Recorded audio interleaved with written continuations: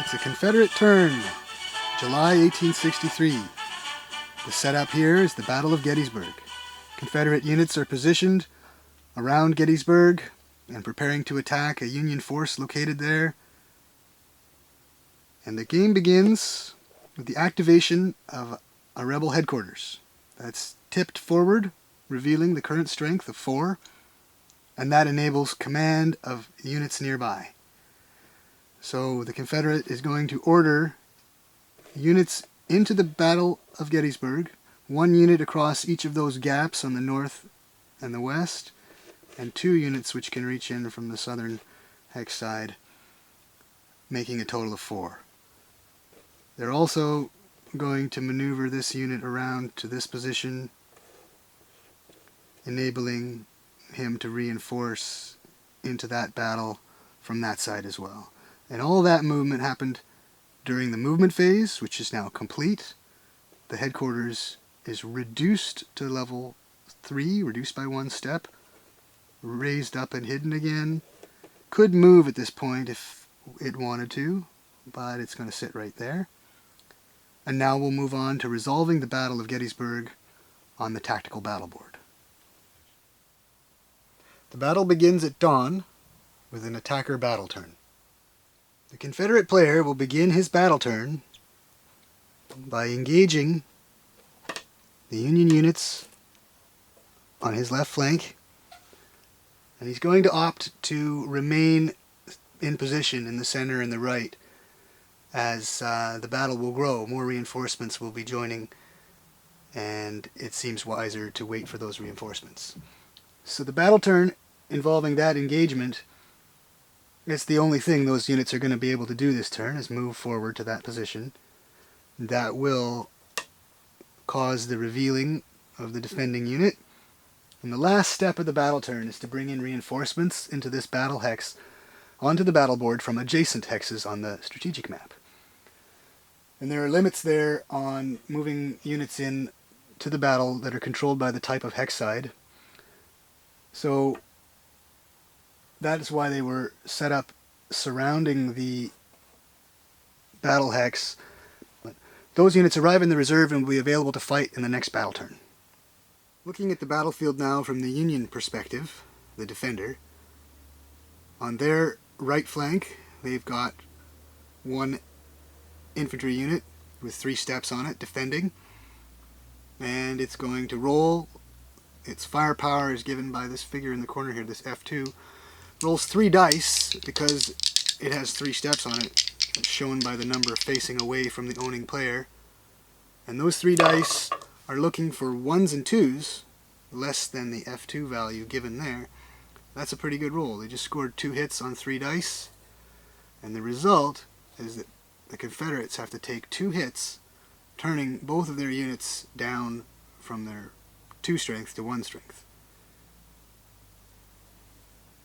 Next, the Union is going to open up with artillery on their left.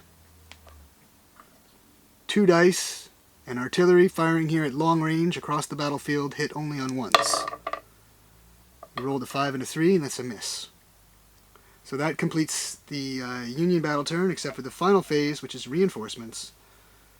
And they also have some units nearby the Gettysburg battle site, which will be arriving in the reserve and available to fight next turn. We're back to the second Confederate turn, the morning turn. They're going to begin with a couple of shots up here. They're down now to just 2, 1 and 1, seen from the perspective of the owning player. So each unit rolls 1 die, hitting on a 1 or 2. I'll roll them together here, the same unit, same firepower, you can do that. Get a 2 and a 3, so that's a hit and a miss. Immediately applied to the Union unit, reducing it from 3 to 2. Other units, the Confederates are going to move a unit, a cavalry unit out here onto the right flank, and they're going to engage, revealing their infantry, challenging that artillery, move one of their own artillery pieces up to their center. Confederates are also going to attempt a flank march, which is a maneuver that requires a die roll to succeed at, but if it succeeds, we'll bring this unit straight into this position and give him a chance to fire. We need to roll a 1, 2, or 3 here to make it successfully. Roll a 3, so we're arriving in the battle. Nice 4-step infantry arriving here. And unlike the typical situation where you move and do not fire until the following turn, the flank march allows an immediate fire. 4 dice rolled. 1 hit from the 2 here, 3 misses, reducing that unit 1 step further. And final step in the Confederate battle turn will be to reinforce. This is the last unit that they had adjacent to the battle site, and it's a headquarters. The headquarters that had ordered the battle to begin in the first place, and is now in the battle so that he can order a second day of combat if necessary. So now it's the Union's morning turn. They can defend with the units that in the places that they're engaged. So here they've got 1 die to roll. Target is F2, so we need a 1 or 2 to get a hit. Roll a 4, so that's no hits on that flank. And then we'll switch over to the other flank here, rolling for the artillery. And artillery first shot is for 1s, 2s, and 3s. So that's pretty good. They got 2 hits. And we'll take the Confederate unit that will bear the brunt of that and cut it in half. Union are also going to move some reinforcements, 2 of them, into this position, 1 into this position, and maintaining a reserve there with 1 more. The Confederate afternoon turn, beginning with firing on their left flank. We've got 4 infantry here, rolling 4 dice, looking for hits on 1s and 2s. No good. And we got 1 more and 1 more. I'll group them together, roll them together. Ooh, that's a little better. 2 hits. Union units have to be turned down accordingly. 1 step each. And then over on the other flank, we got 2 dice to roll here, looking for 1s and 2s. Scored a hit. He's going to choose to take it on the artillery, who's already had his good first fire.